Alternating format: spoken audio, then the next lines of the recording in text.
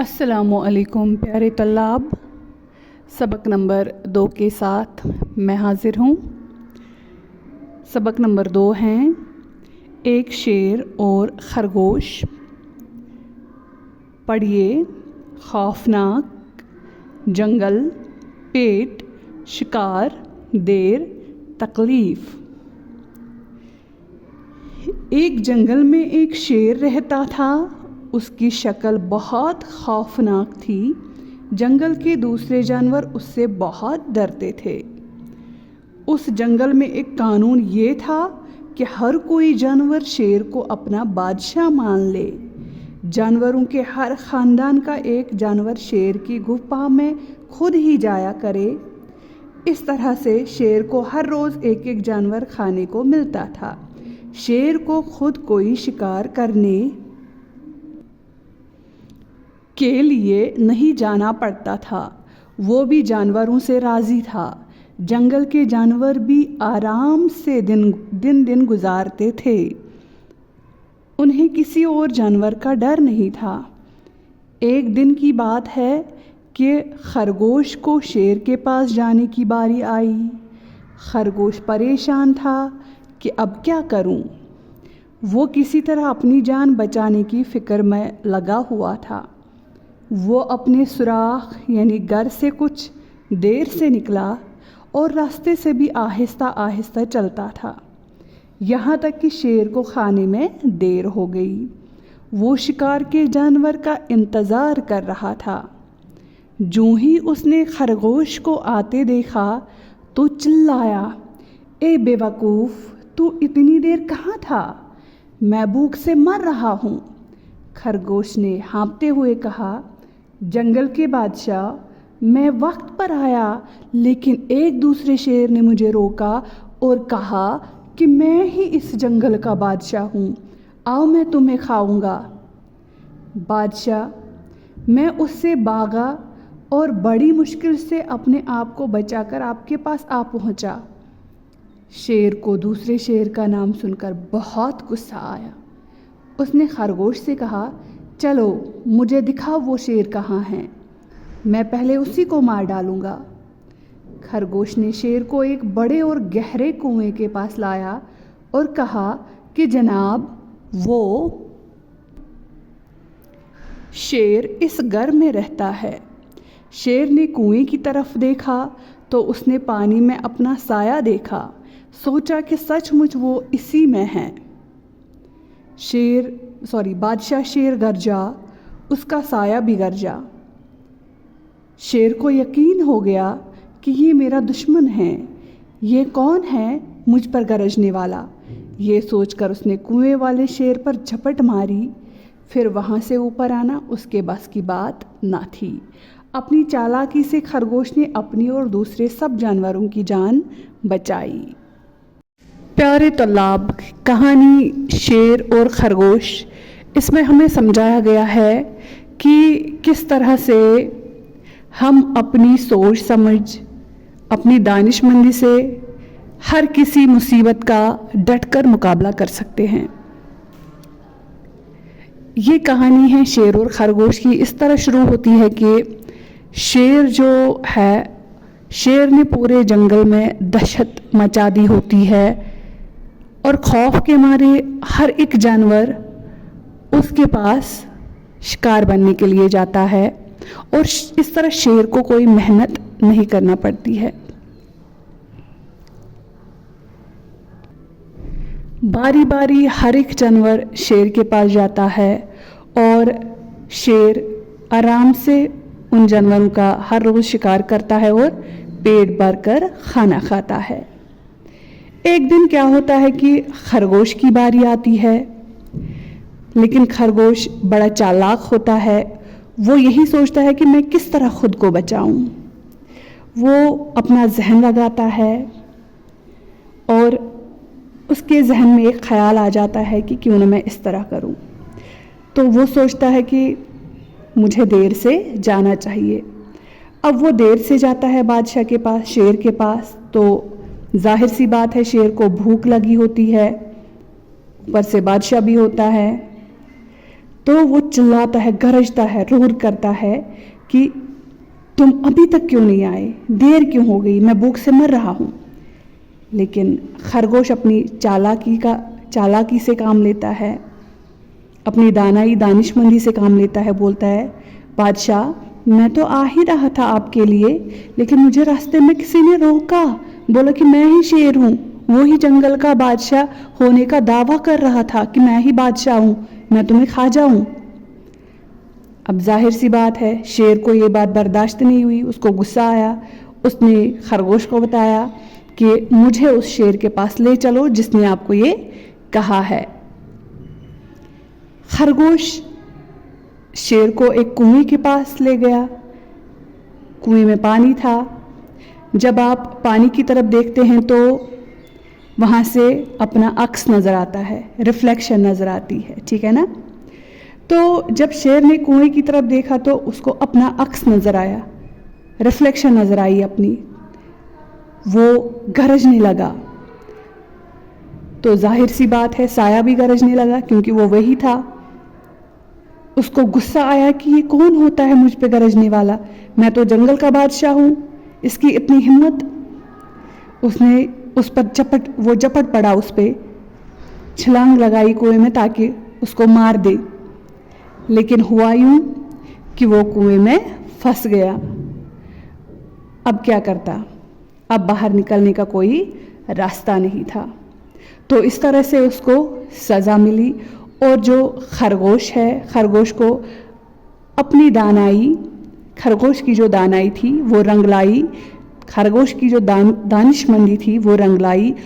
सिर्फ उसने खुद को नहीं बल्कि अपने साथ साथ दूसरे जानवरों की जान बचाई। तो हमेशा हमें याद रखना चाहिए कि कोई भी मुश्किल सामने आ जाए, कोई भी मुसीबतें सामने आ जाए, कोई भी मसाइल हमारे सामने खड़े हो जाएं, तो हमें सोचकर। अब यहाँ पे हैं माना याद कीजिए, खौफनाक, खतरनाक, राजी, रजामंद या खुश, हाँफते हुए, सांस फुलाते हुए, गर्जा, शेर की गुस्से में आवाज़ यानी कि रोरिंग, खानदान, कबीला, परेशान, फिक्रमंद, गुस्सा, नाराज, झपट, छलांग या कूद, घुप्पा, जंगली जानवरों के रहने की जगह, बेवकूफ़, नादान, साया, अक्स यानी रिफ्लेक्शन, बस की बात, ताकत की बात। उसके बाद है यहाँ पे सवालात के जवाबात लिखिए। जंगल में कौन सा कानून था? तो कानून यही था कि हर कोई जानवर शेर को अपना बादशाह तस्लीम कर ले। आंसर्स आप अपने हिसाब से लिखेंगे। खरगोश को पहुंचने में क्यों देर हुई? खरगोश को पहुंचने में इसलिए देर हुई क्योंकि वो अपने आप को बचाने की कोशिश में था और रास्ते में भी आहिस्ता चल रहा था। या इस तरह से आप कोई भी आंसर जवाब लिख सकते हैं। उसके बाद है, क्या खरगोश अपनी चाल में कामयाब हुआ? खरगोश और शेर में ज़्यादा अक्लमंद कौन था? खाली जगहों को मुनासिब लफ्ज़ों से पुर कीजिए। एक जंगल में एक डैश रहता था, उसकी शक्ल बहुत डैश थी।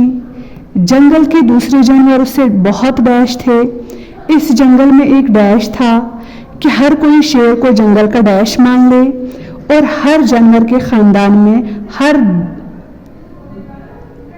दिन एक एक डैश शेर की गुफा में इसके डैश के लिए खुद ही जाता था।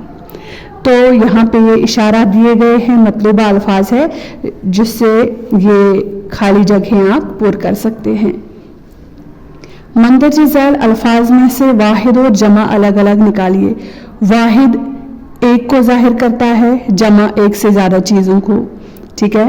वाहिद सिंगुलर, जमा प्लूरल। किताब वाहिद हैं, कापियाँ जमा, मदरसे जमा, गड़ियाँ जमा है, खिड़की वाहिद है, कुर्सी वाहिद है, टोपियाँ जमा, ठेले वाहिद, ठीक है। उसके बाद है मंदरजे झैल अल्फाज को अपने जुमलों में इस्तेमाल कीजिए। ये अल्फाज है, इनके आप जुमले बनाएंगे अपने अल्फाज में, ठीक है। अल्फाज को जोड़कर लिखिए। खाई वाव फिया नून अलिफ की नाक, ये खौफनाक, इनको ये तोड़कर लिखे गए हैं, उनको हमें जोड़कर लिखना है। जैसे ये जंगल है, कानून, खरगोश, शिकार। उसके बाद है बेतरतीब हरूफ को जोड़कर बामाने अल्फाज बनाइए। यहाँ पे ये हरूफ तो दिए हुए हैं लेकिन ये बेतरतीब है, ऑर्डर में नहीं है, हमें इनको ऑर्डर में देना है और एक बामाने मीनिंगफुल वर्ड बनाना है, बामाने लफ्ज बनाना है। जैसे शीन वाव गाफ, सॉरी शीन वाव खाई गाफ रिया, तो हम इसे क्या बनाएंगे, खाए रिया गाफ वाव शीन खरगोश, और यहाँ पे हमें जोड़कर खरगोश लिखना है। इसी तरह यहाँ पे रिया वाव जीम अलिफ, तो ये क्या बनेगा, रिया वाव अलिफ जीम, रिवाज, ठीक है। तो इस तरह से ये बाकी अल्फाज भी दिए गए हैं, यहाँ पे आप उनको बामाने लेकिन जोड़कर लिख सकते हैं। मिंदरजे झैल अल्फाज को उलट कर लिखिए। उलट कर मतलब मिसाल के तौर पर यहाँ पे अगर मैं बोलूँ आपको, ये लाश है, लाम अलिफ शीन, हमें इसको मिलाकर भी यहाँ पे भी लिखना है लेकिन उलट, तो हम क्या लिख सकते हैं, शीन अलिफ लाम, शाल बनेगा ये, तो हम लिखेंगे शीन अलिफ शाह लाम शाल। इसी तरह कान का भी उलट लिखना है, सास का भी, ठीक है। उसके बाद है तौजीहात। जब हम दौड़ते हैं तो हमारा दिल तेजी से क्यों धड़कता है। हमारी रनिंग पे हम रन करते हैं, दौड़ते हैं, तो दिल क्यों तेजी से धड़कता है। जब हम पुरस्कून होते हैं तो हमारा दिल 1 मिनट में अमूमन 70 मरतबा धड़कता है। तो यहाँ पे सवाल दिया गया है, तो यहाँ पे इसका जवाब भी है, ये हम डिटेल में पढ़ेंगे। जब हम रेस्ट में होते हैं, रिलैक्स मोड में होते हैं, तो कितनी मरतबा, 70 मरतबा, 70 टाइम्स हमारा दिल धड़कता है। हर धड़कन के साथ कम से कम 1/2 प्याली खून पंप करता है। हर एक धड़कन के साथ क्या होता है, हाफ कप ब्लड जो होता है वो पंप करता है, ठीक है। तो ब्लड के पंप करने में किसका हाथ है, हार्ट का, दिल का, ठीक है। जब हम दौड़ते हैं या कोई कसरत करते हैं, कसरत का मतलब होता है एक्सरसाइज, कीप सीन रियत या कसरत एक्सरसाइज। जब हम दौड़ते हैं या एक्सरसाइज करते हैं तो हमारा दिल दोगुनी से भी ज्यादा रफ्तार से धड़कने लगता है, यानी कि 2 टाइम्स 3 टाइम्स हमारी पल्पिटेशन होती है, हमारा दिल धड़कता है। हर धड़कन के साथ 1 प्याली खून पंप करने लगता है। जब हम रेस्ट में होते हैं आधी प्याली खून पंप करती है, लेकिन जब हम एक्सरसाइज करते हैं या दौड़ते हैं तो 1 प्याली खून 1 कप ब्लड पंप होता है। ये ज्यादा खून का दौरा हमारे ज्यादा काम करने वाले अजलात को ऑक्सीजन फराहम करता है। जितनी ज्यादा हमारी ब्लड सर्कुलेशन होती है, खून का दौरा होता है, तो ये उन बॉडी पार्ट्स तक पहुंचता है जो हमारे काम में होते हैं, ठीक है, और उन अजलात को ऑक्सीजन फराहम करता है। और इस तरह से ये खून का दौरा जो ज्यादती से हो रहा है, ये उन बॉडी पार्ट्स तक ऑक्सीजन पहुंचा देता है, पहुंचाने में मदद करता है जो हमारे ज्यादा काम में होते हैं। और इसके साथ यही जाया होने वाले मादे भी जिस्म से अलग करने का काम भी अंजाम देता है। और इसके बाद क्या होता है, एक्सक्रीशन होती है किन चीजों की, जो हमारे जाया होने वाले मादे होते हैं, जैसे स्वेटिंग, ठीक है। मादा का मतलब होता है मटेरियल, कोई भी चीज जो हमारी बॉडी से एक्सक्रीट होती है इसके बाद, ठीक है, जैसे स्वेटिंग वगैरह, ठीक है। तो ये किससे होता है, ये एक्सरसाइज से होता है। कब दिल ज्यादा धड़कता है, एक्सरसाइज या दौड़ने पर, ठीक है, या हमारे कोई ऐसा काम करने पर जिसमें ज्यादा रफ्तार की जरूरत हो। मुझे उम्मीद है आप समझ गए होंगे। अल्लाह हाफिज।